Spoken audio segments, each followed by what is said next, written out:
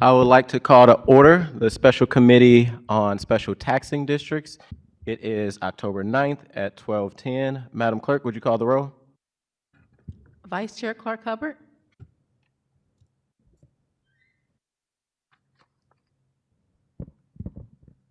Alderwoman Velazquez.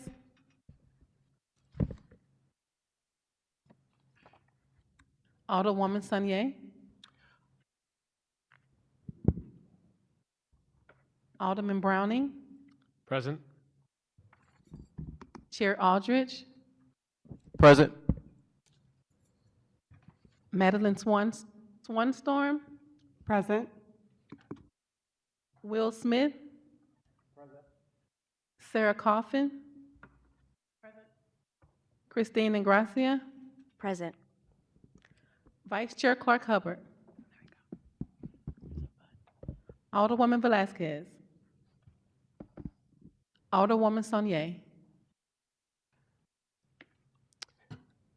And really quickly, Madam Clerk, I do see that the TV is muted, so I don't think they can hear us on our end. I know two alders are online.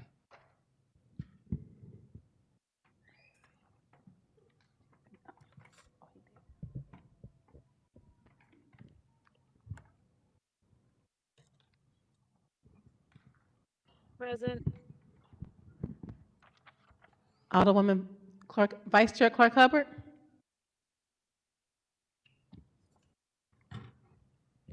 I think it's still muted. Okay.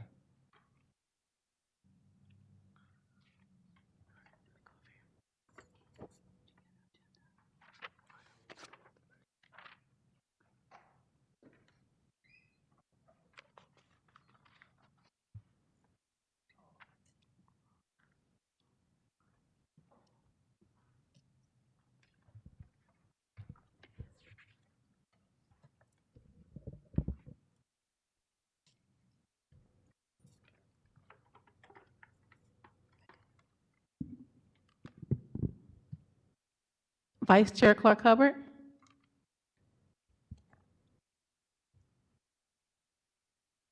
Alderwoman Sunier.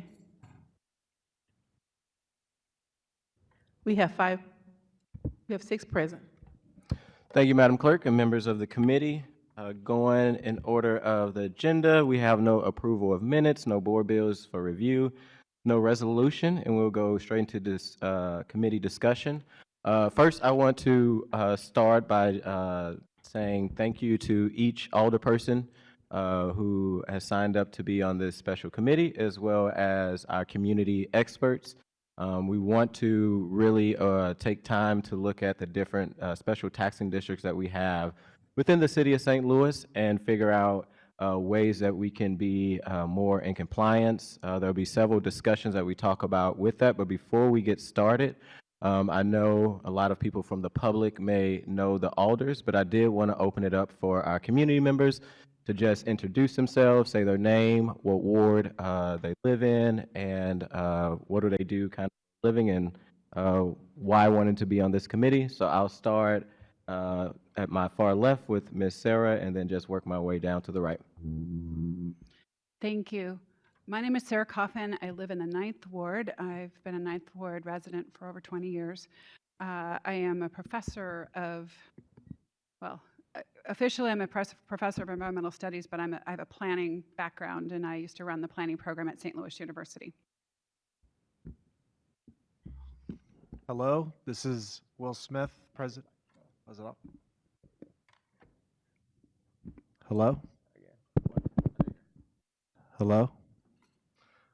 Hi, this is Will Smith, President of New and Found, a St. Louis-based real estate development organization. It's the organization behind City Foundry.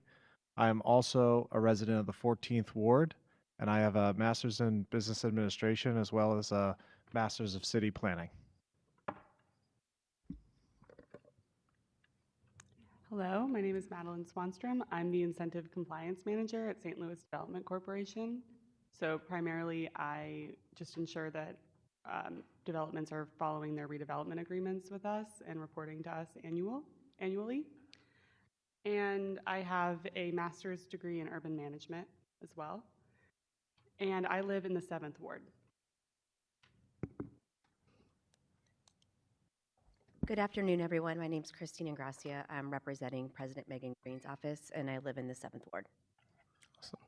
And before we get started into some of the presentations and discussion we have, this committee, since it's a special committee, it was set up by resolution so that we can kind of do a deeper dive into the special taxing districts.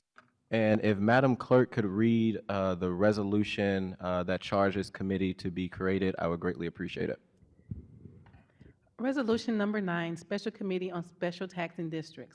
Whereas Board of Aldermen Rule 21 allows a special committee to be formed by resolution of the Board of Aldermen, the special committee shall be appointed by the President of the Board of Aldermen.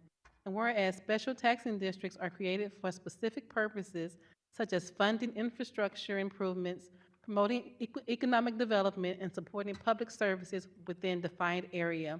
And whereas a 2018 and 2019 state audit revealed significant noncompliance issues within special taxing districts in the city of St. Louis, highlighting the need for enhanced legislative oversight to ensure adherence to state law and regulations.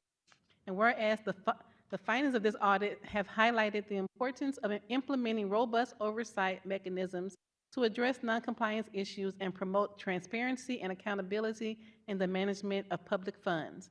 And whereas the Board of Aldermen recognizes the responsibility to uphold legal standards and protect the interests of taxpayers by actively monitoring and regulating special tax districts to ensure that they operate within the bounds of state law. And whereas creating a special committee of the Board of Aldermen will allow the board to be proactive in addressing the needs of our residents through public discussion and legislation.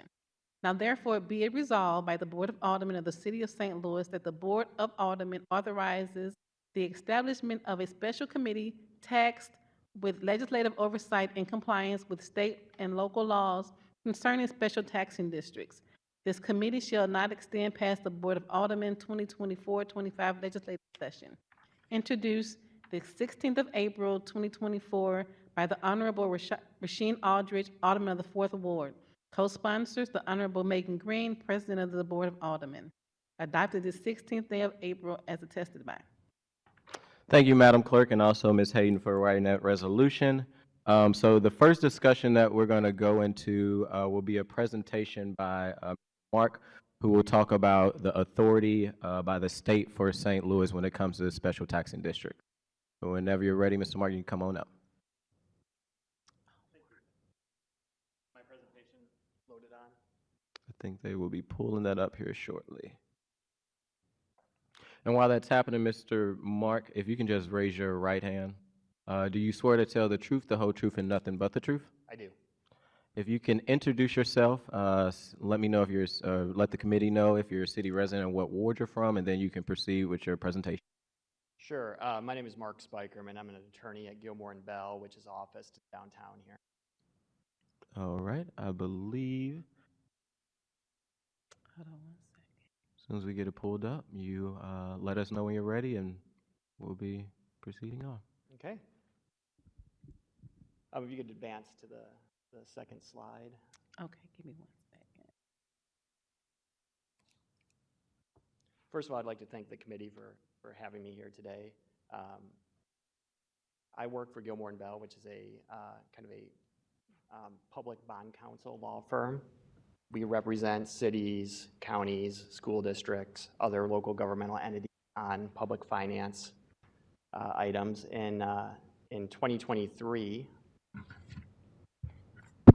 slide catch up here. You can see from the slide, in 2023, we were the #1 bond counsel in the state of Missouri. We did over 100 bond issues, totaling more than $3.3 billion. And we're active in other states as well.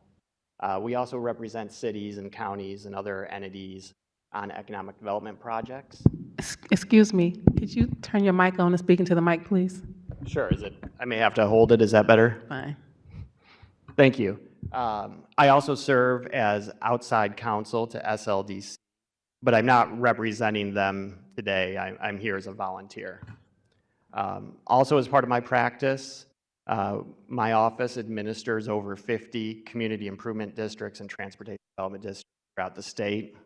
So we're very in tune with the authority for and the powers of special taxing districts. You could advance the slide, please.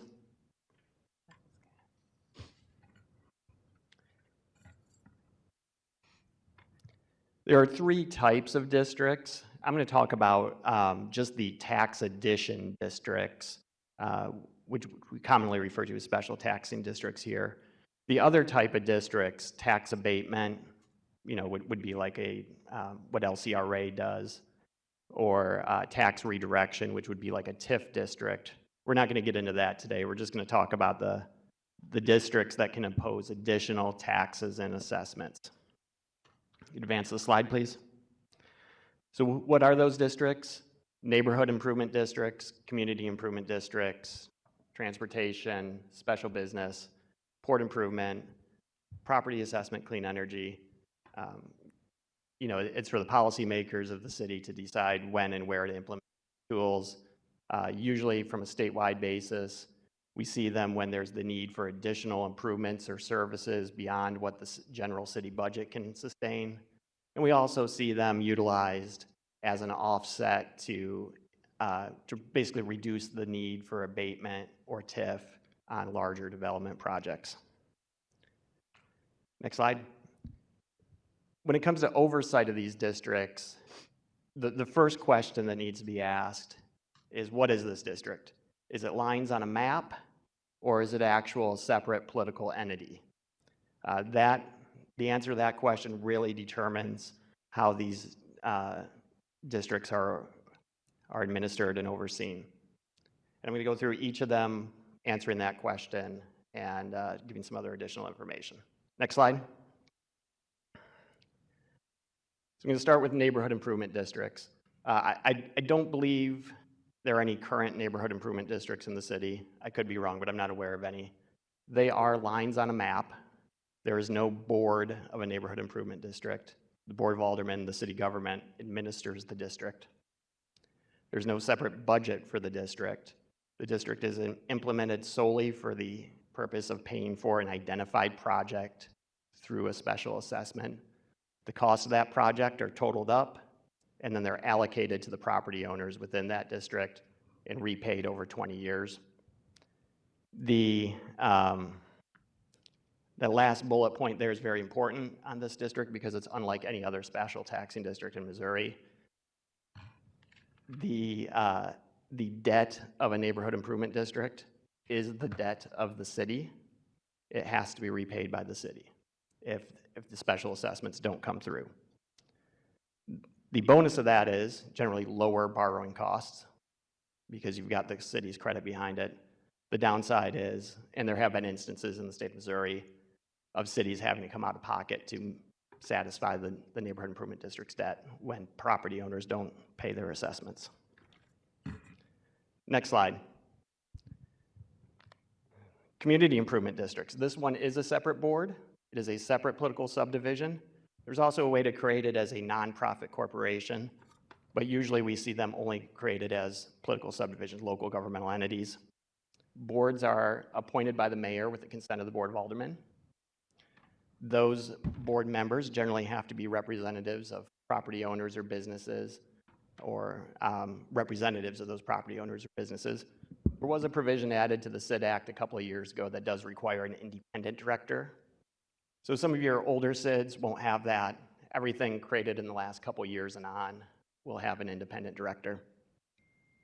SIDs can impose sales tax, special assessments, and property taxes. Those are all subject to voter approval. If there are no registered voters in the SID, which is often the case, property owners are the voters. Within the last couple of years, there was a change to the SID Act. Currently, SIDs are limited to 27 years unless extended by a subsequent petition. Your older SIDs may have longer terms because they were grandfathered in before that change to state law. SIDs can perform a wide array of public improvements as well as services. Services could include marketing and promotion, for instance, in our business district CIDs. Could include security, some landscaping maintenance perhaps. They also have expanded powers within blighted areas. Those expanded powers include the ability to contract with private property owners to demolish and renovate private property in order to cure the blight. As part of the oversight required in state law, these CIDs have to submit an annual report to the city and the Department of Economic Development. They have to send a budget to the city prior to the start of their fiscal year. That budget should go in the Board of Aldermen's records. And then there's the usual, just like any other political subdivision of the state of Missouri, they have to submit annual financial statements to the state auditor. Next slide. Transportation Development Districts, also a separate board, a separate political subdivision. Most of these districts are created by a petition of the property owners, and that petition runs through the circuit court. There is an alternative method in which the city could cooperate with another transportation entity, like Bi-State or someone else, and form a joint TDD and be the petitioners themselves. I haven't seen that in the city of St. Louis, but there's been a few in St. Louis County and elsewhere in the state. TDDs also have the power of sales tax, property tax, and special assessments, just like the CIDs. If there are no registered voters, it's the property owners voting. The act, the TDD Act does call for advisors to the board appointed by the Missouri Highway and Transportation Commission and any affected local transportation authority. So in the city of St. Louis, if it's a TDD doing a project that affects a city street, the city is a local affected transportation authority, and they would have the right to appoint an advisor to the TDD board. The state auditor also reviews these every 3 years as part of a state statute requirement. And we also have a transportation project agreement, which is required. It's an agreement between the affected transportation authority and the TDD, and sometimes there may be a developer as a party to that too, that essentially says, this is the improvement the TDD is funding. It's, it's improvement to Market Street or whatever. And if it's done pursuant to city code, it will be accepted for dedication by the city.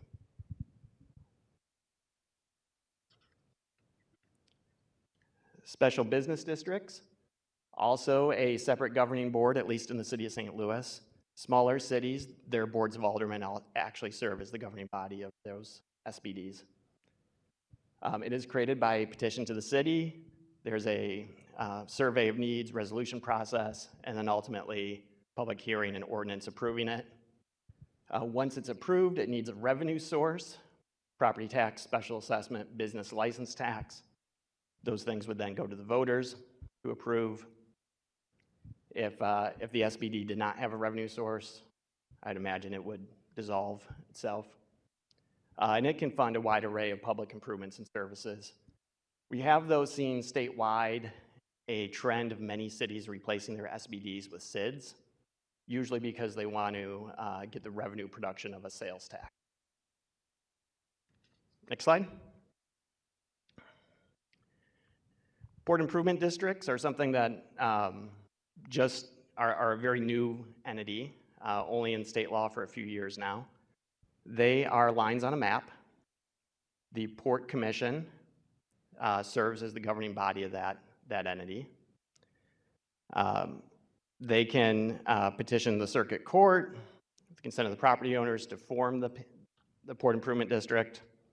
Property tax and sales tax, also similar voting requirements as the other districts. They do have a lot of power, a broad range of projects.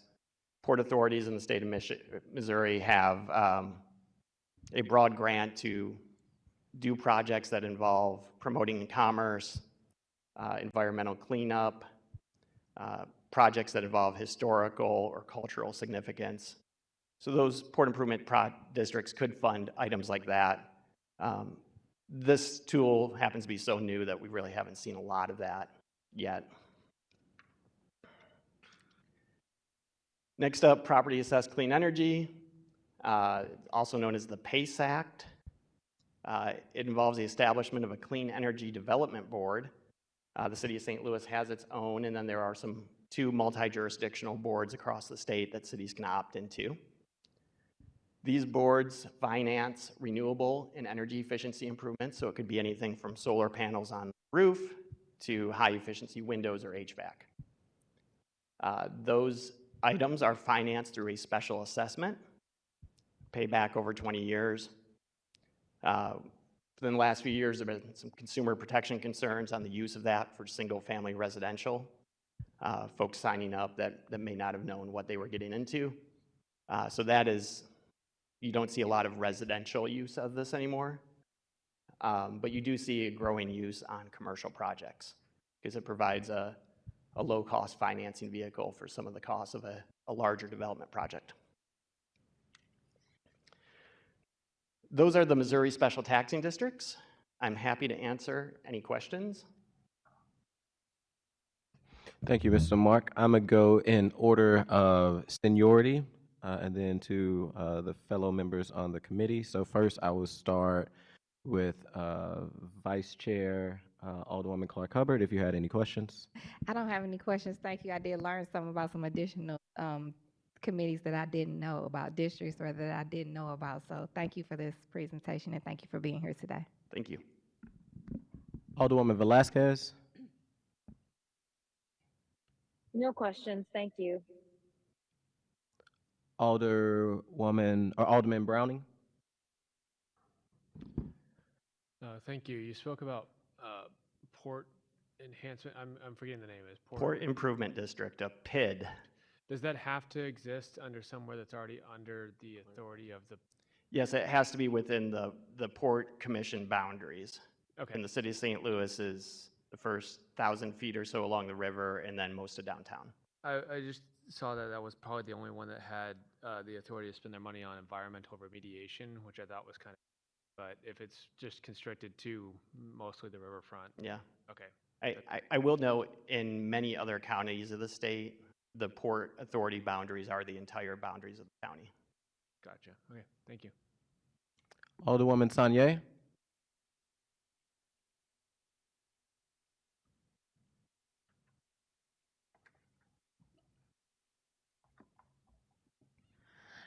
First, I just want to thank you for coming before us, yourself available to answer our questions, putting together this presentation, and thank the aldermen for starting the committee. Are you the right person to talk to if we have questions about things within the report, or is that a better question for someone else? I'm sorry, which report? The report that Nicole Galloway conducted on these. We all have these handouts in front of us. If you're not the appropriate Is that person- the audit of SLDC or the cities? It's an audit. Yeah. Sorry. I was going to say, it's an audit from that Nicole did in 19 on the special taxing district. Yeah. But I can, if you're not the appropriate party, I can hold the questions. I mean, I may be able to shed some light, but if I'm not, I'll tell you. Well, she just made a series of recommendations. This was a while ago under Mayor Cruzen, some time ago. Just kind of things that she would recommend that we're doing.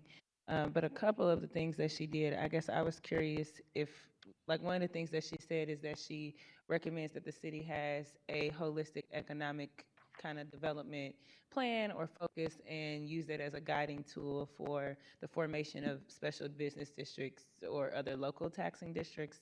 And maybe you can't speak to it, but I guess I'm wondering if the economic justice plan that the city now has or any of the other number of measures that we've done recently may help with what like her recommendation is or her concern is in that. I don't know if Madeline wants to field that one, but I think the economic justice plan does apply to that a little bit, at least. Yes, but I'm not sure with respect to SIDS and or SBDs. So let me look and get back to you on that. Okay. I mean, all my questions are really around kind of the report and where we are now, so it might be better for me to hold them if. And I will note, if I recall from that audit, and I didn't refresh my memory, but some of the state law changes have addressed some of those concerns, like the independent director on a CI. Yeah, so I just have further questions kind of about some of the things that the city has done since even some of the state changes have happened and just kind of getting a better feel on where we are in terms of what was recommended and what we've done. But yeah, it might be better for a first meeting. Yeah. I can hold my questions for now. Thank you.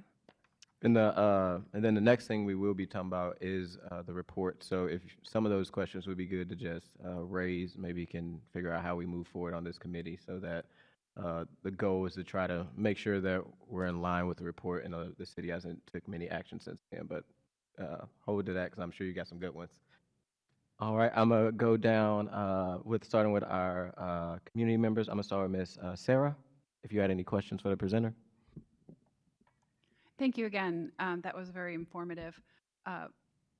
Couple of things, only one question, and I know there aren't currently any neighborhood improvement districts, but I was just curious, what kind of impact do neighborhood improvement districts have on city credit rating? They can have an impact because it is debt on the city's books, so it would show up as, an additional liability, and the credit rating agencies would take that into account. I mentioned there were some uses across the state where it was not. Probably the cities regret it. There's a good example of a great use of a neighborhood improvement district in St. Charles, if you're familiar with the Newtown area. Mhm. A lot of those lakes, streets, and canals were all financed through a NID process. And then the only other question that I have, at what level with the various different districts are residents impacted by those districts? Or do they have an opportunity to engage and to provide any kind of feedback on activities within those districts? Almost all these districts, I'm sure all of them, have some sort of public hearing process. Now, some of these districts are created on sites in which there are no residents, and then they would not be mailed. For instance, if you live 500 feet outside the boundaries, you would not receive a mailed notice of public hearing. But there would be ordinances or something going through the city process as far as creation goes. Once the districts are created, these boards do have to comply with sunshine law. They are subject to that, as long as they're a separate entity. If it's a neighborhood improvement district, it really doesn't have a board. And those are open meetings. They're presented, notices provided at least 24 hours in advance. But it's really no different than your typical Board of Aldermen meeting. Okay, thank you. Mr. Will. Hi, thank you for being here. I have a couple questions. The first is, besides the neighborhood improvement district, to what extent do any of these special taxing districts affect the budget, the overall budget of the city, or the city's credit rating? They really don't. These are meant to be, one of my first slides said 3 kinds of districts: tax abatement, tax redirection, and tax addition. So these are tax addition districts. They're imposing their own revenue source for their own liabilities, except for, of course, the neighborhood improvement district. So they should not impact the city's credit rating in that sense. A obligation of the CID is not an obligation of the city. The obligation of a TDD is not the obligation of the city. And then can you share to what extent SIDS, or not specifically SIDS, but special taxing districts are used as a revenue source for debt to finance capital improvements? Yeah, these districts, TDDs, CIDs in particular, have the ability to fund and finance public infrastructure. And a lot of big development projects need a ton of public infrastructure. So they can take their revenue sources and they can issue bonds or cooperate with the city or the Industrial Development Authority to have bonds payable from the CID and TDD revenues. We often see CID and TDD lopped on top of a TIF just to provide that much more revenue available to repay the TIF. But those costs are often lumped into the bond deals.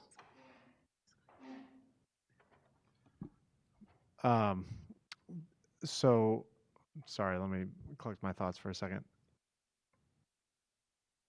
Do you have any information on the economic or fiscal impact for different taxing districts? Are you aware of where that is? Well, I think it would be on a district by district basis. I'm sure you'll find uses that have been exceptionally great and perhaps exceptionally poor as well. But I don't have any detailed specific information. Okay. And then last question. So to the extent that a special taxing district is generated to provide an income stream for collateralizing debt, who is on the hook for that debt? If the special, not the neighborhood improvement district, but generally speaking. I think what you're getting at, we often see when a SID or a TDD is created in connection with the development project, a developer goes out and gets a private loan, construction loan, to build that project. And as collateral for that construction loan, they collaterally assign an agreement between the CID or TDD and the developer to reimburse the developer for the cost of the roads or the sidewalks through whatever tax source the CID or TDD has. And again, that would, in that case, what the developer owes the bank that he took a loan from is not the CID or TDD's obligation either. It's the CID or TDD's obligation is solely to reimburse the developer for the costs of the specific improvements it's funding. Whether the developer then, assigns that right over to the bank, that's something that doesn't impact the city. Thank you. Director Ingracia.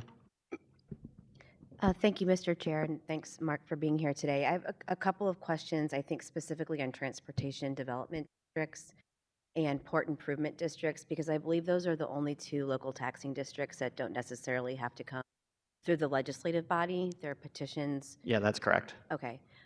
So I know sometimes historically there may be an overlapping district like a SID that's coupled with a TD, that we might know here that a TD exists. We've been working in preparation for this committee's work to map where all the local taxing districts are in the city. And nobody in city government seems to know how best to do that. The Department of Revenue hasn't been able to help. So I'm assuming maybe There is a Department of Revenue website as far as TDDs that do sales taxes. You can see the boundaries on the Department of Revenue's GI. Yeah, you have to know that the TDD exists. So I'm curious, just in your work, in practice at Gilmore Bell doing this, like, do you think reaching out to the circuit court to determine, I'm just curious how we're going to undertake the work if we don't know where to find the information. So a TDD, and I should back up a little bit, the city should know when a TDD is being created because, for one, they are a respondent on a petition to the circuit court. So they're being literally served with summons to appear, and the city is often, in almost all cases, and look at Bill Keeling, who may have more experience than me, they file answers. Yes, they do. So the city councilor's office should have copies of all the answers they've filed with respect to summons for petitions to create TDDs. Okay, and same with the Port Improvement District as well? Right, we're in the process of creating a Port Improvement District in the city of St. Louis right now, but as of today, 0 have been created. There's not one at the soccer stadium? Oh, yeah. That's a good point. Mr. Keeling here reminded me that when the petition process to create a TDD, the other respondent in addition to the city is the Missouri Highways and Transportation Commission. So they would have records of all the petitions they've been served. Okay, thanks so much. Yes. Ms. Madeline. Thank you. Thanks, Mark, for the presentation. I'll also say that I have the Gilmore Bell Summary of Economic Development Tools, very handy. You can find it online as well, I believe.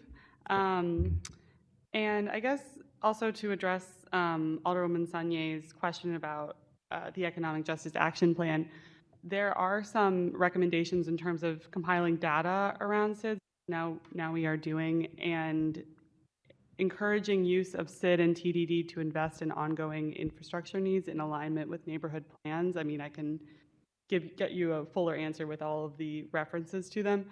I think the issue is also that SLDC doesn't have too much to do with the administering of these districts, which I was always going to ask Mark about in terms of how do other municipalities deal with the annual reporting?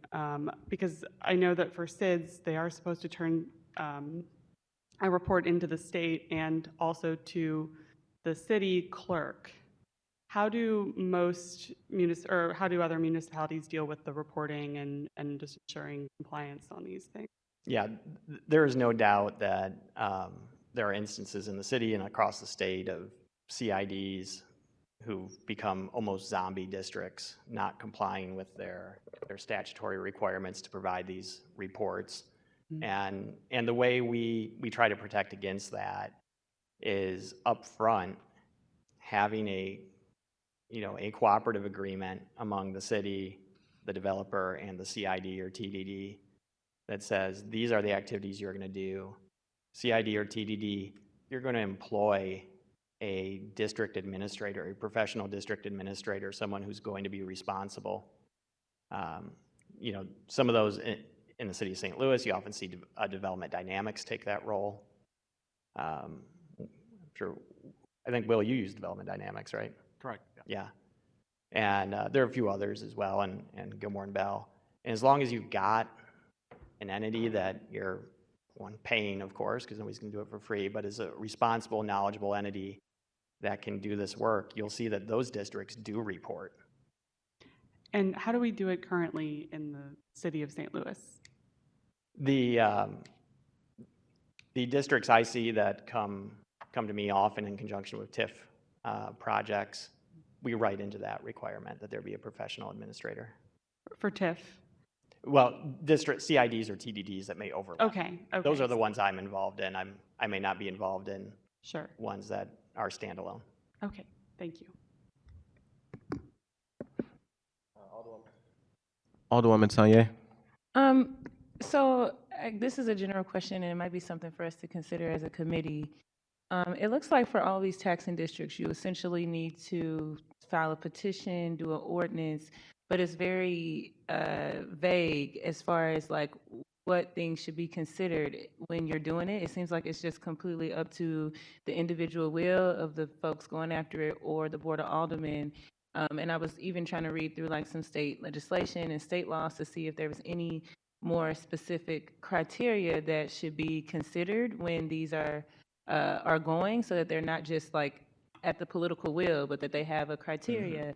But I couldn't find anything that like recommendations on the maximum amount of SIDs or any of the local taxing districts in a certain geographic area, or recommendations on times when they would be most appropriate. I couldn't find anything with like specific criteria of when it might be to help guide the political decision makers on what it should be.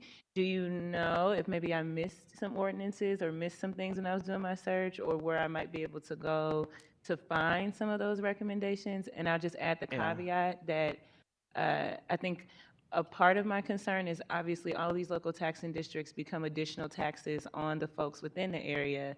And so a lot of times you'll have an entity, and I have community improvement districts within the 7th. I have great relationships with them. I think the work they do is important, but I also do see them just continuing to be posed without much, and I'm not even sure what we should consider when we are considering, the additional taxes that creates for residents. So I guess my question for you is just, is there any specific criteria where you have any recommendations? First of all, within those petitions to create those districts should be a pretty detailed plan of what their purpose is. In the CID, that petition has a requirement for a 5-year plan where it lays out what it's going to do over the next 5 years. And you'd see like in the downtown CID, they actually go through a renewal process every 10 years, I think. On the TDD and the PID, there's a specific project description in there, and with respect to TDD, a budget that says this is, I'm funding this parking garage, I'm funding these particular street improvements. So you should know exactly why those districts are being created. Now, to directly address your answer, like how do you tell whether that's a good thing or a bad thing? I don't have anything. I think, I don't have a good policy that I can point to. I know policy, we won't say good or bad. We'll just say when it's recommended and when it's not recommended. Yeah, I mean, what I see across the state is decision makers, policy makers looking at, one, do they want this improvement or additional service? Is it beneficial to the city? And does the benefit offset the additional tax being imposed. And are there any, like I know the city, period, we are one of the places that have some of the highest taxes. Are there any recommendations that I could find anywhere that say like what we should be weary of or where you might not want to exceed? It's harder to like kind of have a conversation because I literally couldn't find zero criteria. So Yeah, it's literally up to political will. what we see across the state is trying to avoid situations that put an area at a competitive disadvantage. And that can vary from site to site and use from use. I mean, if you've got a big box store that charges 1% more sales tax than the big box store across the street, that's a competitive disadvantage. If you've got a unique facility with unique needs, like the Foundry, people are going to the Foundry because they want to go to the Foundry, and there's some pretty unique needs there as far as parking and security and the mass of the project. They're willing to essentially pay that regardless of, it's not necessarily at a competitive disadvantage because the attraction of the Foundry is what's bringing people. Thank you. Will? Sorry to put you on the spot there. I was just going to ask, is there that we've talked about limits. Can you share what the limit in terms of both a real estate special assessment and a sales tax special assessment is? Yeah, the districts that can impose a sales tax, CID, TDD, PID, those are all limited to 1%. And it doesn't have to go up to the full 1%, but 1%. The property taxes, there are limits in, I believe, the CID Act, and I'm not sure about the TDD or PID Act. Special Business District has limits. Bill may remember because he's on those. $1 for the special business districts? Yeah. Right. Those districts, when they do impose a property tax, though, are subject to the same rules as any other local government, including what we in the bond council world call the Hancock rollback, which is if assessed value grows in a district faster than inflation, the total tax levy actually has to go down to make sure that the total tax revenues don't go up too fast. I don't have any questions, Mr. Mark. I appreciate being here. I also learned a lot as the chair of the committee and just being here, listen to a presentation like the Port Authority kind of district. There was a lot of nuance. So definitely look forward to hopefully having you back as we try to figure out how do we be a little better with these districts. But your presentation was very helpful and looking forward to diving deeper into it. So thank you so much. Thank you. Did any other members have any quick questions before Mr. Mark leaves? All right, just to keep it rolling, we have 2 more items and then we have community discussion. So I want to be respectful of everyone's time. All the committee members, I've had my amazing LA, Mr. Matt Heskamp, who has worked with me on this project, to print out the auditor's report, which everyone should have. And for the people of the public, it is public out there on the state website. And the reason why I wanted to, I'll just do a quick kind of brief of what's in the report. It is definitely a scathing report. It's a little outdated, but I think, the whole point of why we're having this committee is we're trying to figure out some of the things that was in the report back in 2019 the city still hasn't took action on. So some of the findings that came out of that report in 2019 by then Auditor Galloway was the city of St. Louis did not have a comprehensive economic development plan for establishing local taxing districts. And as Mr. Mark just talked about, there's several. This committee will really be trying to focus on CIDs, TDDs, as well as SBDs. The auditor found that the city's approach to these districts are reactive without a strategic vision that aligns the creation of these districts without border economic goals. These failures led to an unchecked balance of local taxing districts, many of which overlap, creating financial burdens on the public through increased taxes without benefiting developers disproportionately.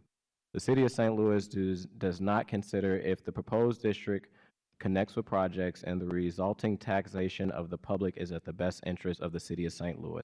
Again, this is a little old of a report, but back in June 30th, 2018, the city had 138 LTDs. We'll be saying a lot of abbreviations, but LTDs, local taxing districts, which included 86 community improvement districts, 31 transportation development districts, and 21 special business districts.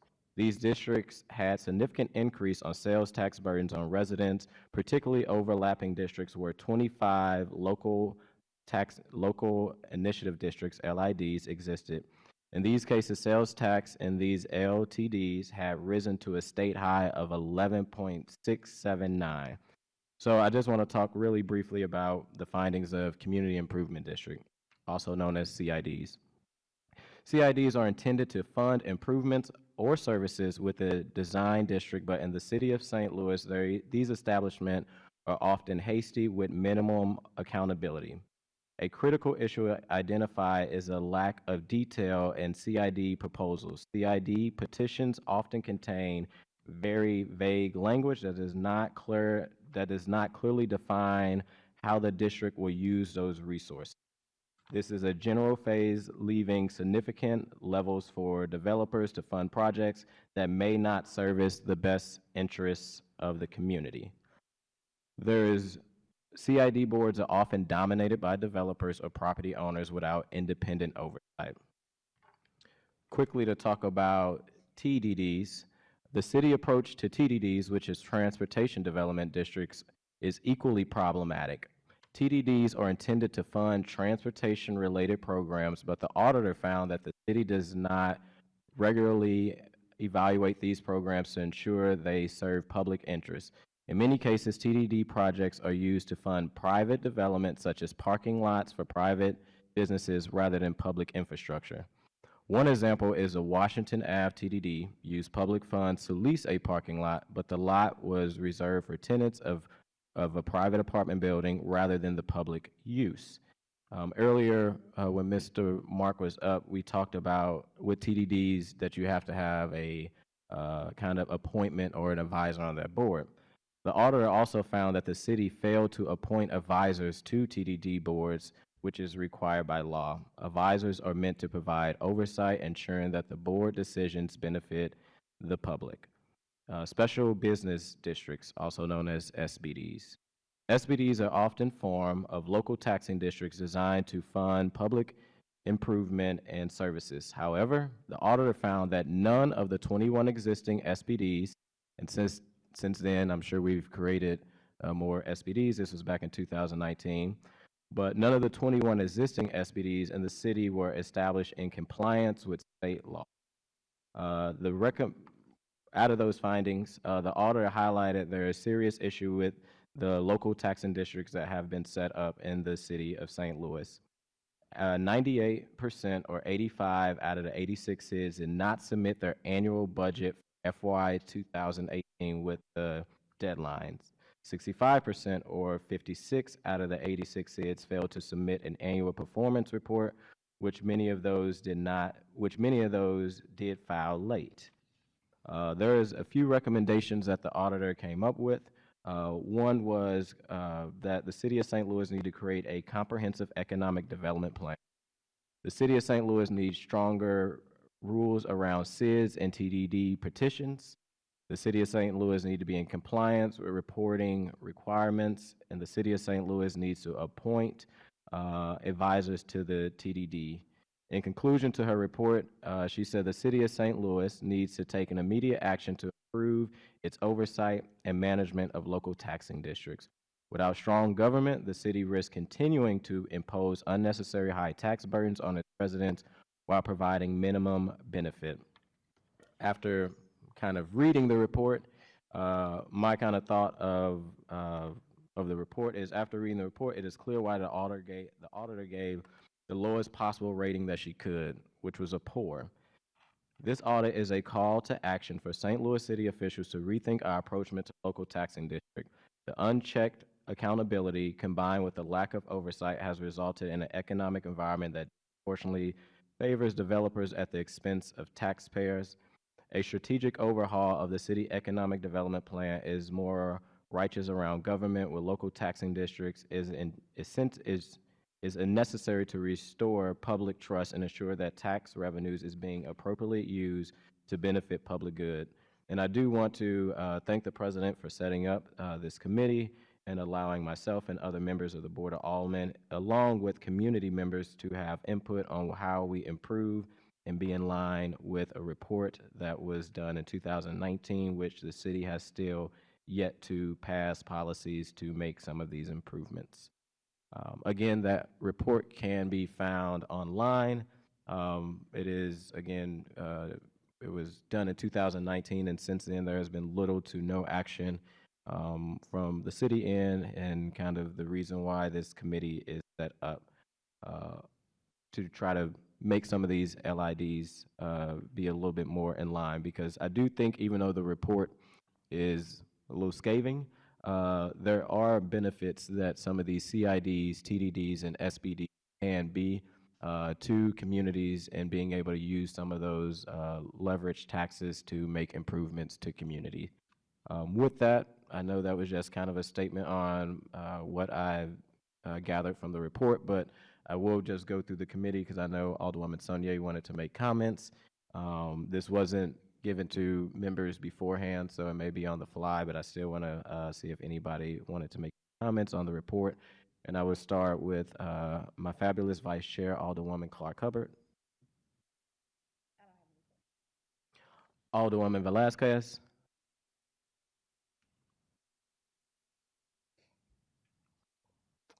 And I made a mistake. Comments? No questions? No, not at this time, Chair. Thank you.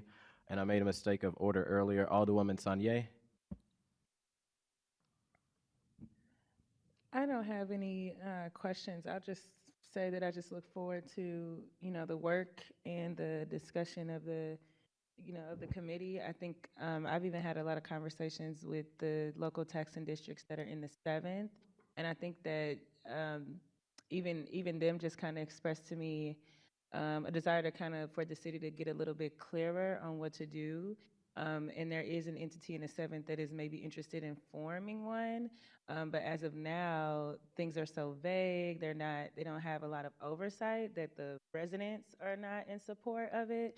So I'm hoping that the work that we do on this committee can lead to, entities being clear on what it is that we're looking for, on what compliance looks like, and even giving residents a general picture, a general clearer idea of things that they should consider when they're trying to figure out whether or not a local taxing district is a benefit overall or not. So I just look forward to the work of this committee. Alderman Browning. Thank you. Yeah, I'm also looking forward to the work of this committee. I think a lot of these issues in this report are things that the city could take the lead on. And once again, I think some of the lack of oversight here comes from the city's perpetual problem of lack of staff in general. So, I sit in on all the SBD meetings that I can make it to, and all the CID meetings in my ward. And what I see is a lot of people that are working to make their community. What I see are people that are constantly looking out for the public interest. People are looking out for the security of their neighborhood, for the beautification of their neighborhood, for improvements such as lighting and sidewalks, and frankly, some things that the city should be providing but isn't, because we are, again, so understaffed. So I look forward to exploring this. I want to make sure that we do this within keeping in mind that no one is out here trying to be insidious, or no one is out here trying to, skirt the law, but that some of the compliance issues we're seeing simply could be improved with a standardized process. So I hope that's something that our committee can achieve, and look forward to future discussion on this. Ms. Sarah. I just had one follow-up question. If there was any follow-up outside updates to this, or any work within SLDC to try to update what's happened since 2018? It'd be interesting to see, because there's a lot that's changed economically in the city. One, we have a new administration, but two, the pandemic, the effects of the pandemic on a lot of this. I think would be really interesting to see that. And I would say, and I'll let Madeline kind of speak from the SLDC end, and maybe even Ms. Ingracia, who was at the board since the report came out. But uh, I think that's why this committee is critical, because of, SLDC has a limited role of what they play when it comes to some of these, and then the board has a limited role in kind of what we play in some of these. As mentioned, some of the TDDs don't have to come in front of us, but when it comes to SIDS, they do come in front of the board, and we pass them as individual alders. But some of these do not come in front of us, and some are worked with different entities.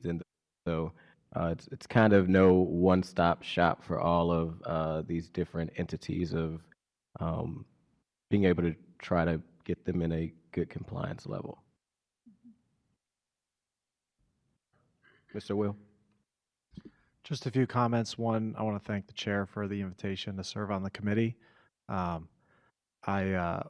These tools are absolutely critical to development, and gratefully we have examples nationwide of where they've been used successfully, and even, I think, examples in our own city of where they've been critical to development, and very successful. And I look forward to working with this committee to improve and better these tools for both the community and the partners that the city and the community partners with to further development. Director Ingracia? Ms. Madeline? I'll just address the question earlier in terms of SLDC changing any kind of policies. We don't evaluate CIDs, but we have overhauled our tax incentives process in general to be a lot more transparent. We have a community benefits scorecard and a financial analysis to show that an incentive is needed and what that project is contributing to the community. And a lot of times we will present on tax abatement very in the same time period that they're coming before the HUD's committee to present on a CID. So we have scored the project, and we include the TDD or the CID as one of the sources of the project in our financial analysis. Beyond that, we don't administer SIDS or any kind of special taxing district at all, and have no role in that. But we have gotten a lot more rigorous in how we score developments in terms of tax abatement, and many of those seek special taxing districts as well. Alderwoman Tanya. I just wanted to add too that something that I hope that the committee will do and discuss and evaluate. I do think that there are instances where these are really key, but I even think, like, to a lot of constituents, they do think that it's under SLDC, because when they see them proposed, a lot of times part of developmental processes, or that's like when they'll first start hearing about it coming forward. So I think there's like a lot of public confusion on who does what or what comes for what. And the other thing that I'll add, which is just, this is my own opinion, is that I do think that some of the ways that we do these local taxing districts is a result of the silos that we have in our city, is a result of concentrating resources. And I think that it leads to certain communities having access to additional resources that are needed. I do agree that it is people who, they're trying to address their issues, but I think that what we've done inadvertently as a city is we've created certain situations where only certain communities have access to resources, that it really is the city's responsibility to holistically provide to everyone. I know that that's a heavy list or a heavy task, but I just thought it was important to say that on record, that I do have some feelings about inequity in regards to the way that we do go about local taxing districts, which is not at all at the blame of individuals and residents who are trying to do what they need to do for their communities. But I think as a city, we do have a responsibility to figure out what we can do so that residents don't feel like they need to do that, and that their needs are being met overall, and we're not creating situations with certain resources and certain businesses and certain things are able to get access to additional support that others don't. Any other questions from the committee? Just recommend again to the people in the public and watching, please take the time to review that report. I think there is some things that we can, move forward on. We plan to do that, and I think like a lot of people mentioned, there is benefit to some of these taxing districts. It's just how do we make sure that they be in compliance. So please check out that report. Next, we're going to have Mr. James. If you're ready, come on up. He's going to walk through as much as we've been able to compile a map of the different districts that currently exist in the city of St. Louis.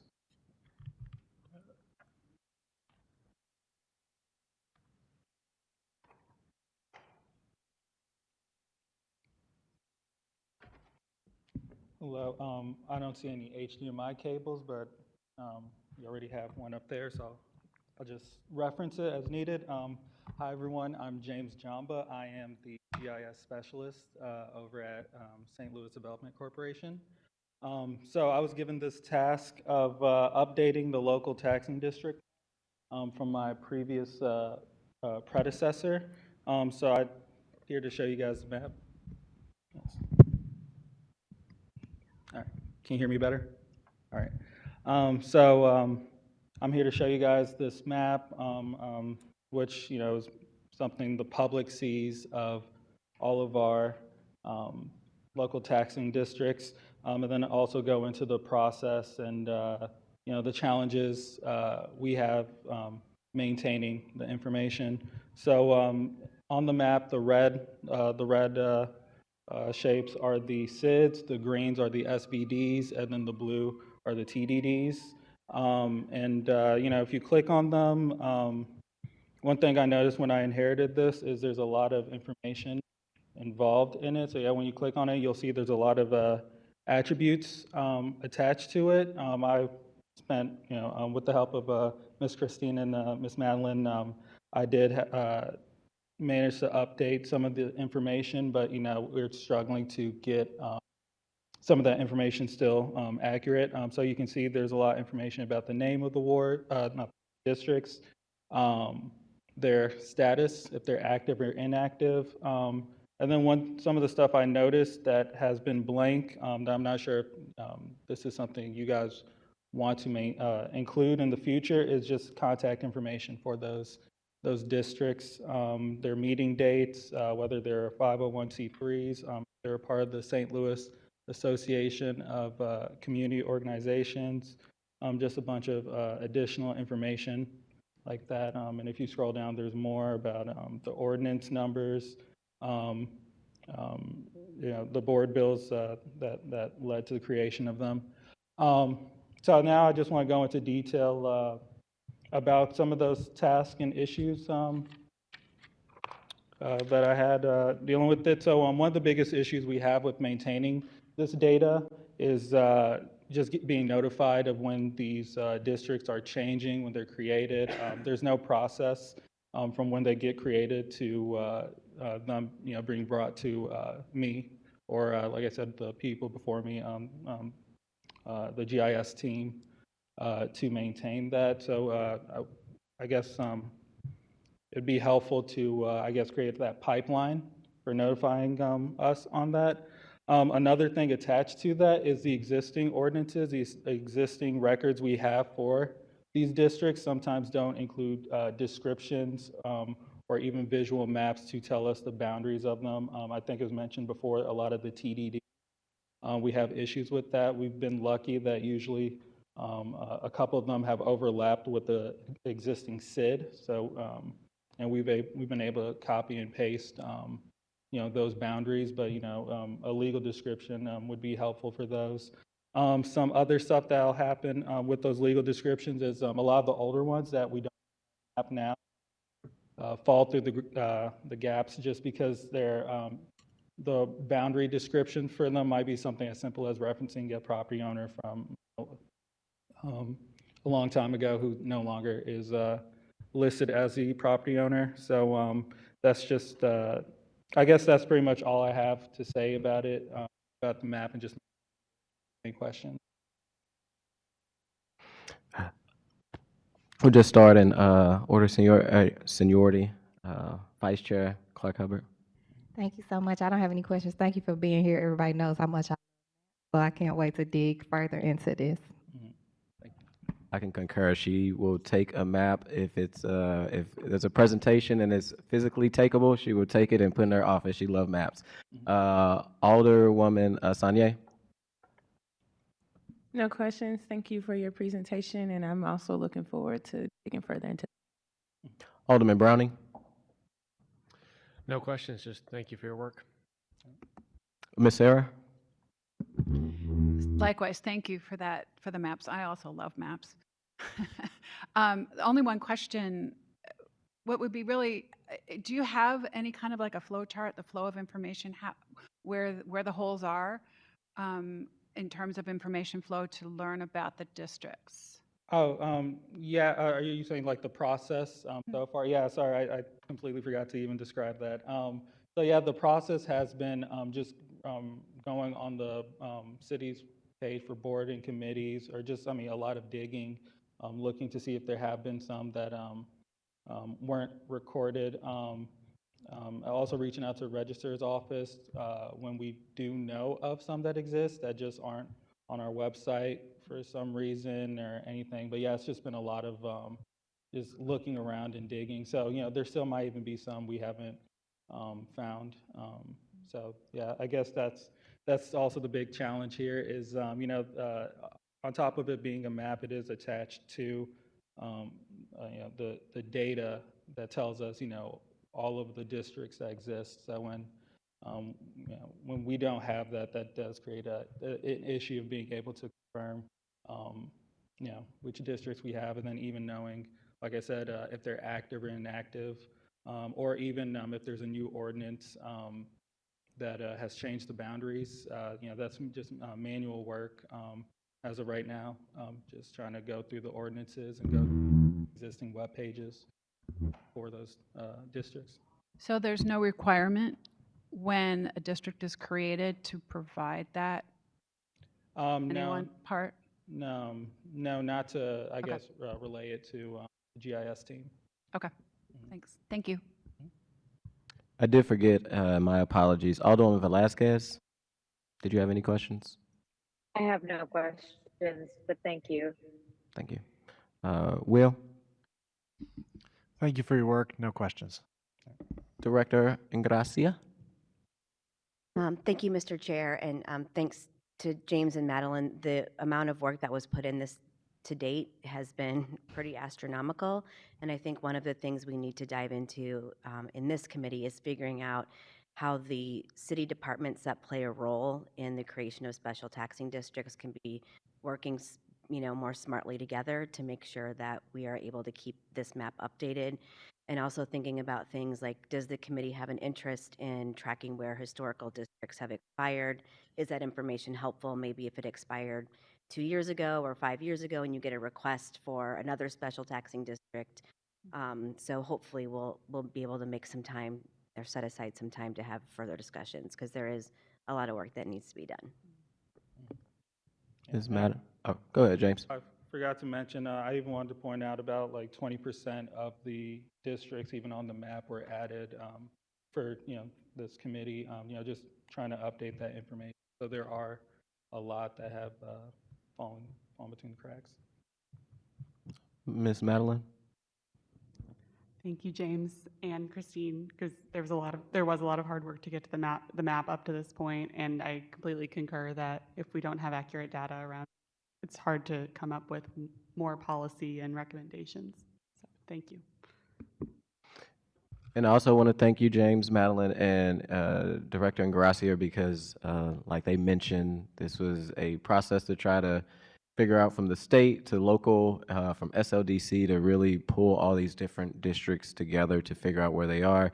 It is interesting as I look at it, the map, and I represent an area that has a lot of those districts, but it is very interesting to see kind of in the downtown Central West End corridor is where you see a lot of these districts. And then when you get south, maybe in some of the business districts, if it's Cherokee or over on the Hill, that these exist, but what this may look like if communities further up north or south knew more about these districts, that could tap into these districts to also have these improvements that they would love to also see in their community. So just where the districts are located is an interesting sight to see. But I appreciate you being here and also taking the time to create that map, which I know is not easy. It's a good time. It's fun. I like it. Thank you. Thank you. We may have you, we'll be having you create some more maps because we need all of it. All right, next order of business is written testimony and public comment. So if you would like to speak, please make sure you signed up, and we will have the clerk bounce from in public to also online. Madam Clerk, do we have any speakers in the public? Yes, we have 6 speakers in the public, and I see one person with their hand raised online. Okay, let's go ahead and if we could do the one online, we'll knock that out, and then we'll get to the ones in public. And everybody who is speaking, as well as the person online, when you turn your camera on, so we could be able to see you. I'm gonna all have you guys raise your right hand and just do it all at once. All right. All right, so for the person online and everyone speaking, if you can just raise your right hand. I think there's 2 people online now. 2 people, okay. Well, I'll get to the other person online. We'll get them sworn in. Do you swear to tell the truth, the whole truth, and nothing but the truth? Everyone hand that's raised. All right. Everyone will have 3 minutes. When you speak, just please state your name, if you live in the city, and then what ward. And we will start with the individual online first. You may proceed, sir. Thank you. My name is Eli Byerly Duke. I do not live in the city of St. Louis. I live in San Juan, Puerto Rico. I am my degree is in math, but I work as a state policy analyst for the Institute on Taxation and Economic Policy. We're a DC think tank who do research on tax policy throughout the nation. I cover the state of Missouri. My comment was that Alderman Browning, you asked earlier if these districts affect the budget of the state of St. Louis, and your speaker said no, not really. That's true, I would say, in the sense that it isn't going to show up in your general budget. But for organizations and researchers like myself who consider St. Louis or the state of Missouri in a holistic account, so we look at all taxes that are collected, this certainly shows up as revenue, local revenue in the city of St. Louis. It affects your residents, just as Alderwoman Saunier said. These are taxes they have to pay, and they're taxes that you have authority over. Based on my preliminary but reasonably comprehensive review only of the SIDS, compliance is spotty, and the vast majority of these revenue, again, this is preliminary, appear to be sales taxes, which are going to be paid most disproportionately by the lowest income residents. So I'm really glad to see that you guys are reviewing this, and I look forward to seeing all the great work that comes out of this committee. Thank you very much. Thank you for your time. Appreciate you coming today. Hopefully you'll continue to tune in and testify. I do want to clarify, I think there was another member who brought up that budget question, not Alderman Browning, but it was a good question, and I think your point was very well taken. Who's the first speaker in person, Madam Clerk? Bill Cooling? Thank you, Madam Clerk. It's Keeling, Bill Keeling. Keeling. I'll be brief. You could just state your name. Bill Keeling. I am a city resident of the 9th Ward. I've been a city resident most of my life, city public schools. I'll be brief. I'm very encouraged by the direction that you all are going, which seems to be proactive, looking into the future as to how these can be improved. I would say I would somewhat take the 2019 auditor's report with somewhat of a grain of salt. I mean, the state auditor happened to be running for governor that year, and she took a page out of the prior state auditor's book, which is beat on the Democratic Central City to show I'm not going to roll over for Democrats within the city. And I really recommend that you read closely the comments from the city administration to the audit, which I thought were actually very accurate in that. Now, that being said, I think there's certainly areas for vast improvement, and some of them have been touched upon. I will mention a few things. On the mapping question, I would, if you haven't done so, I'd strongly recommend getting in touch with the Missouri Department of Revenue. They have to keep track of what the sales tax is within a particular area and district. They have those mapped. And there are private companies which keep track of that for the vendors that are within those districts. So that information is out there. You could probably just hijack it from the Department of Revenue. The clerk of the Board of Aldermen is required to review for adequacy any SID petition that gets filed. You might want to think about setting up some standards for how the clerk will do that task, which they're actually tasked with by state statute, and take a look at it before the bill goes to the Board of Aldermen. For TDDs, they do have to be served on the city, and I would recommend that maybe you all put in place a requirement that the city councilors share with the alderman from a particular ward that a TDD has been filed in circuit court, and they are considering it. That way you could kind of close that loop. Now, I will say there have been improvements. I've served on a couple of CIDs. I serve on a SBD and a CID right now. There is now training that was instituted for Sunshine Act for members of those boards. So that was one thing that has been done, which I think is an improvement. I think most of them now post their meetings, and they do it through the city process. For citizens, it's done through the same process as any other city meeting is done. And that's, to my experience, well, there may be some that don't, most of them are doing it, both the CIDs and the TDDs and the SBDs. And the requirement for the advisor that was on there, that's a little squishier.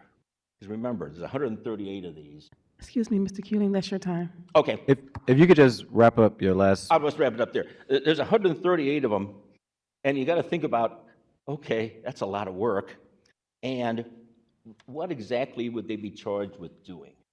So just think, but anyway, I think you're all a good start. Don't throw the baby out with the bathwater. These are really important for neighborhoods and for development of the city.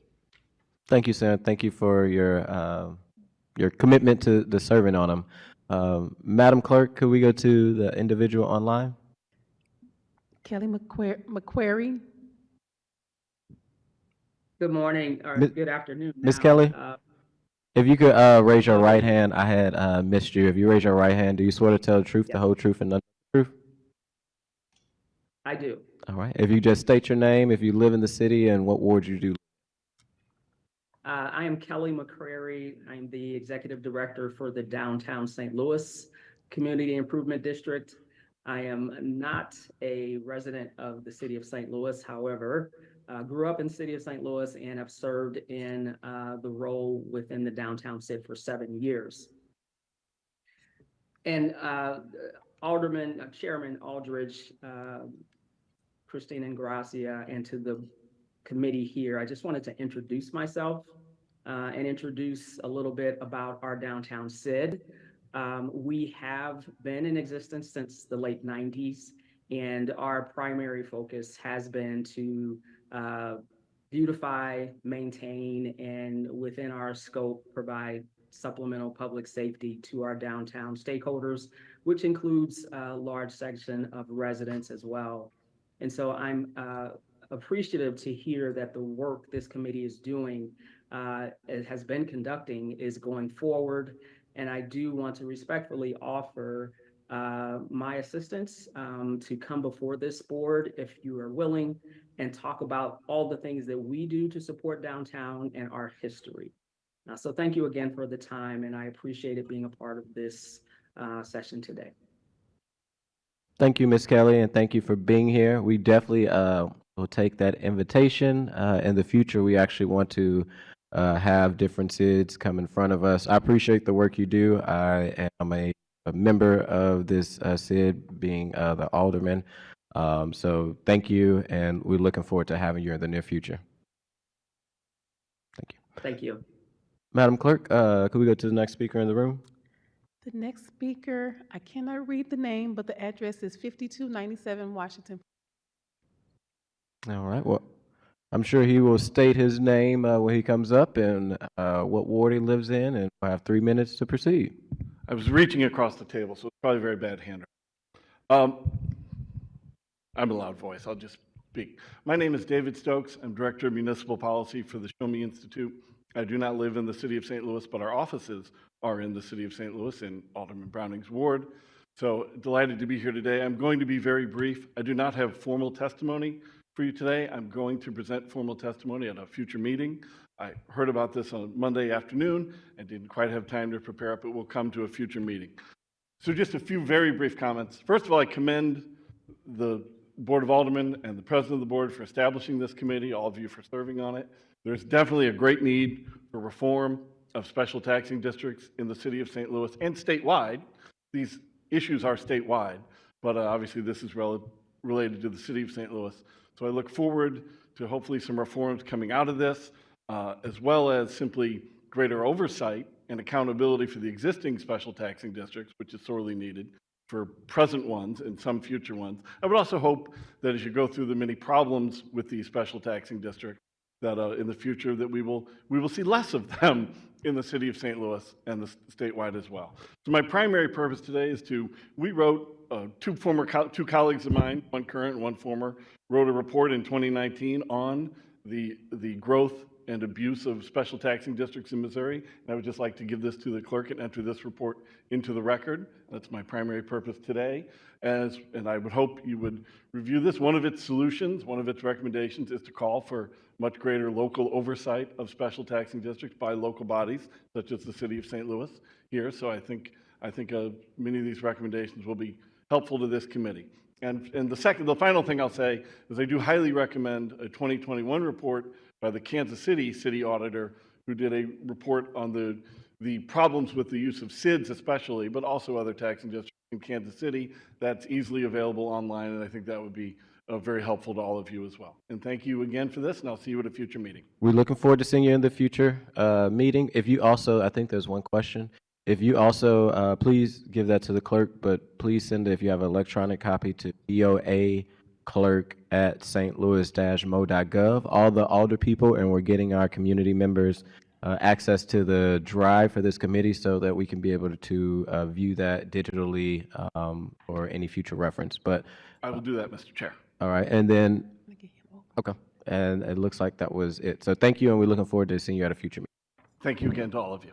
Okay. Next speaker, Ms. Tracy. Yes, we have Yusuf Skolgan. Hi. Mr. Yusuf, good to see you. If you could raise your right hand for me. Do you swear to tell the truth, the whole truth, and nothing but the truth? I do. All right. If you can just state your name, if you reside in the city, and if so, what ward, and you have 3 minutes, please. Yes, I'm Yusuf Skolgan. I do live in the city of St. Louis in the mighty 10th Ward. I want to thank the committee for putting this together. I've been the chair of a special business district in the Central West End for nearly 15 years and understand the benefits that they serve to the citizens. We've been voted effective time and time again by the residents in overwhelming fashion. And again, I would invite any persons from the committee to come talk to us. We're professionally managed by our Community Development Corporation, who does a great job to make sure that we are compliant with all rules and regulations. And we applaud the mayor's office for supporting some of the training around sunshine law, et cetera, in moving some of these reforms forward.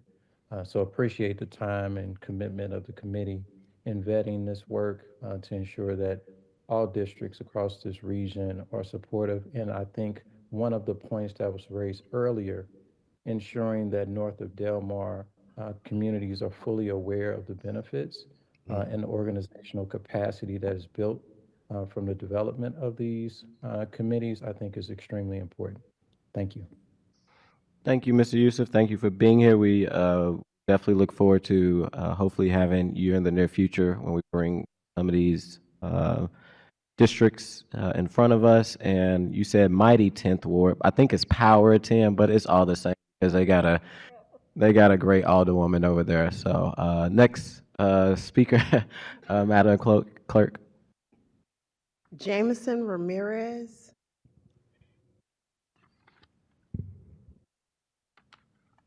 All right, Mr. Jason, if you just state your name, if you live in the city and what ward, and you have 3 minutes, please. I'll be happy to. Thank you so much, Chairperson Aldridge and distinguished members of this committee. My name is Jameson Ramirez. I am not a city resident, but I am staff for SEIU Local 1. We represent thousands of city residents and really appreciate the opportunity to further this important discussion.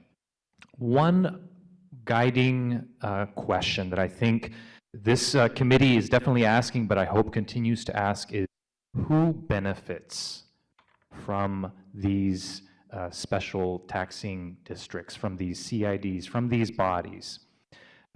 Naturally, we have heard the importance of the role of business owners in the formation of these entities. And then, of course, taxpayers are mentioned as well. But I don't want us to forget that there are workers who are active in these districts, actively contributing to these districts, both as taxpayers and just as generators of a local economy. And I have a concern that those workers may not be represented as they should within these bodies, that their voices at the decision-making level may not necessarily be heard as they should within these bodies.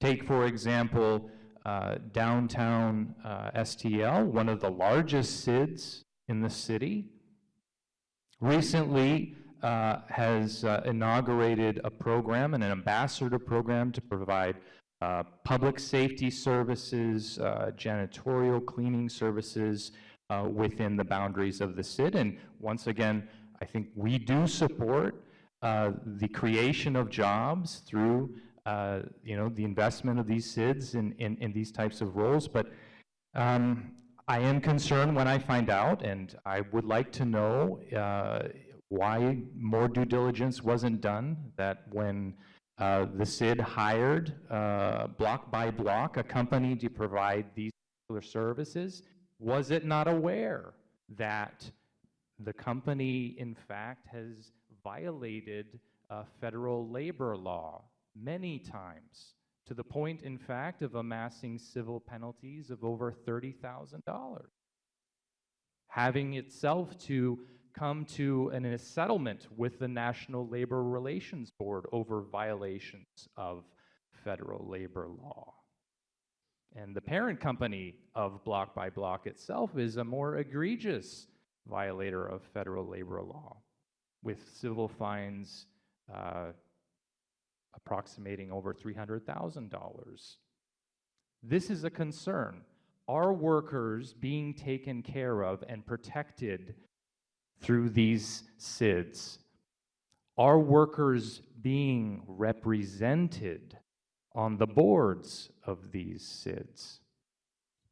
I welcome the initiative that the city is taking to ask these important questions, and hopefully, when all is said and done, we can answer the question, who benefits, in the most universal and truly sincere way possible. Don't forget your workers. Thank you so much for your time. Thank you. Is there anybody else online, Madam Clerk? Yes, I have Emily Thinhouse. Okay, if we can go to Miss Emily. Miss Emily, can you raise your right hand, please? Can you hear me? All right. Keep your right hand raised. Do you swear to tell the Yep, truth? hands up. Do you swear to tell the truth, the whole truth, and nothing but the truth? I do. All right. If you can just state your name, if you live in the city, and then what ward, and you have 3 minutes, you may proceed. Hey there, Emily. Not currently living in the city, but I represent the Cherokee Street Community Improvement District as their executive director here in the 7th Ward. I appreciate Yusuf's joining us today, and the only comment I wanted to make was I hope in the future work of this committee that we can bring in more voices of folks currently operating taxing districts, be it SIDS, SPDs, TDDs, and others. And I also want to make sure folks are aware that those folks, myself included, we're organized. We meet regularly with each other, and it would be easy to kind of engage those folks. Rachel Witt has done a great job of pulling together a coalition of these taxing districts to share resources, to help each other, and making sure we're all up on our compliance and to troubleshoot common issues. So I just encourage this committee to reach out to the boots on the ground. I'm tuning in on this. I wasn't able to be there today, but I'm tuning in just because my mom let me know about this because she heard about it from somebody in the elevator in her building. So I'm hopeful that like in future conversations that have to do with regulations, compliance, the role of SIDS in our district, that the SIDS themselves and other districts can be at the table in a bigger way. Gotcha. Thank you, Ms. Emily, for being here and the work you do for the Cherokee SID. This is, you have my commitment. This is our first meeting, so we're keeping it high level. But the goal is to, as we move forward, to make sure that we also hear from SIDS, the other districts. So we'll be looking forward to seeing you hopefully soon, either in person or on Zoom. Thank you. Madam Clerk, next person in the room, please. Mia King. Ms. King, if you can state if you live in the city or in what ward, and you have 3 minutes, you may proceed. Yes, my name is Mia King, and no, I do not live in the city of St. Louis, but I am a representative of SEIU Local 1. So basically, I want to speak on behalf of our members and how we're always coming to you talking about responsible contractors and that they are not being used in that in the program that's doing the cleaning in the city, the block by block, the workers working for block by block. So with them not being a responsible contractor, paying employees close to minimum wage and no benefits, that impacts our members because it's hard for us to keep that standard that we've been working so hard for them, because basically it's bottom feeders. Let's just be clear. It's bottom feeders taking away jobs that that janitors through the city could have. Everybody's in favor of jobs, but we need good jobs. We need to protect the rights and wages, benefits of our members, and this does not seem to help them in that area. And that's what we just want you to consider as you go through this process, making sure that they are using responsible contractors, because, as Jameson said, these are thousands of citizens of the city of St. Louis. They can't help with the improvement if there's no economic growth for them. Thank you. Thank you for being here. Clerk, is there anybody online? There is no one online. The next in the room speaker is Carl Walter. All right, Mr. Carl, if you just state your name, your ward, and you have 3 minutes, you may proceed. Hey, how you, excuse me, how you doing? I'm Carl Walter. I grew up in St. Louis. I live in the 7th Ward. Currently work for SEIU Local 1. A lot of you know me, have helped, organize campaigns that have raised standards for janitors at the court and at Anheuser-Busch, and I'm here today because, listen, my job at Local 1 is to organize non-union workers. On a day-to-day basis, you can find me out in the streets somewhere, talking to security officers, talking to janitors. I've talked to workers that work in these SIDS downtown. The standards are deplorable. The work itself is incredibly dangerous. I personally saw 2 clean team members almost get run over by cars this summer for just trying to pick up trash in the street. The amount of walking that they have to do. I talked to a worker who had just had a bypass. By the way, paid out of pocket for it. No benefits, no days off, nothing. And they're doing very important work for the city. It breaks my heart that they're out there. These are working poor folks who are doing something to make our city look good, and they're being exploited. I have to say that. They have no voice on the job, no job protections. I mean, minimum wage is not a living wage. So I'm here today to employ you. I hear people keep talking about they're in compliance with regulations. There are no regulations. There's barely any regulation. There's no standard. I'm happy you're here because that needs to change. We do feel threatened by the SIDS because of the proliferation of them. Everybody wants one. Everybody asks for one. If you give them a SID, they're going to have workers doing work outside the buildings and inside the buildings as well. And I have to mention this now. For the ambassador program, you guys need to be very careful. This block by block corporation that is running the ambassador program, again, we're talking about very dangerous work. You're putting unarmed security officers out on the street with walkie-talkies. They are a target. People will say, there's the snitches. Things escalate very quickly. If they're not trained, if they don't receive proper training on de-escalation techniques, if they don't have the support of the police, things will escalate very quickly. This is St. Louis. You understand? You can go online and find videos of ambassadors, and I sent the alderman from the 14th Ward, the chair here, a video of an ambassador in Berkeley. There were a couple of ambassadors in a physical altercation with homeless people. And Block by Block defended them and said they were defending themselves. You can look at the video, you can make the call. Right or wrong, it's a black eye for the city. If something like that were to happen in downtown St. Louis, if an ambassador got hurt or an ambassador hurt a homeless person or someone on the street, it would be just a huge problem. And there are no standards for training. There's no standards for wages and benefits and the whole 9 yards. This is a problem. And we don't want to see workers get left behind. It's not as if we're necessarily interested in organizing these workers, right? But if we're not helping each other create sustainable jobs for our community, we're just contributing to the spiral, the cycle of poverty, all of the problems that we've had in downtown for so long. They're not going to get solved unless we provide sustainable jobs for the community, and these SIDS work against that. So that's all I have. Thank you. Thank you. Next speaker, Madam Clerk. That was our last speaker. Awesome, awesome. Anybody in the room that did not sign up that wanted to speak? All righty, so we'll go to our next agenda item, which is announcements. Does any members of the committee have any announcements they would like to make? I'm sorry. Thank you, Mr. Chairman. I did just want to offer and make sure we recognize and uplift what Mr. Jameson Ramirez, our good friends at SEIU, highlighted today.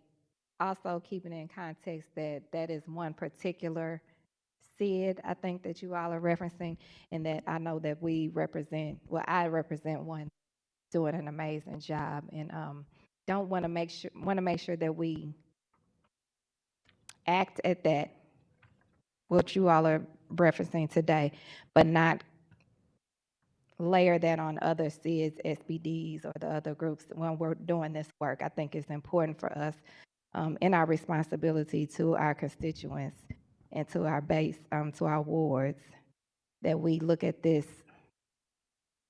going by the subject matter experts and the things that they're saying that showed up today and that have offered to continue to show today, and then move forward collectively on any actions or recommendations that we can make out of this committee. But I'm just big on information sharing and what that means, and I would hate for someone to take one situation and punish other situations. Punish may not be the right word, but for lack of a better word, punish other situations that are not acting that way just because of them. So again, thank you all for always being here and uplifting that. And I know that this is a good space for that.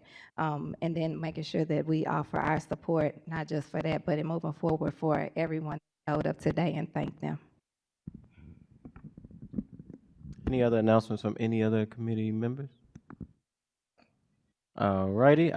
Only announcement I have is I want to thank again each member for dedicating time to be part of the special committee, but I really want to give a huge shout out to the volunteers that sit on this committee, from Ms. Sarah, Mr. Will, and Ms. Madeline, because, you know, while this is our job as an alder, and this is where, as an alderwoman, I always say this is a space where we have real conversations and discussions, which I appreciate the testimony that was given, because it is important.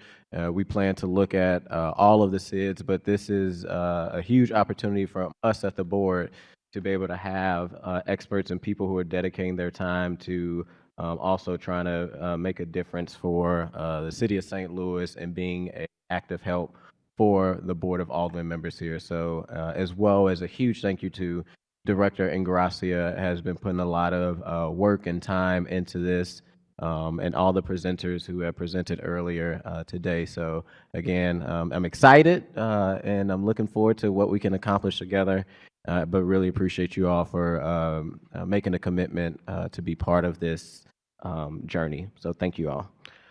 If there's no other announcements from any other committee members, all members was present, so we do not need to excuse any members. And with that, I'd like to make a motion to adjourn the Special Committee on Special Taxing District. All in favor say aye. Aye. Any opposed? Motion carries. Aye. Motion carries. Meeting adjourned. Thank you.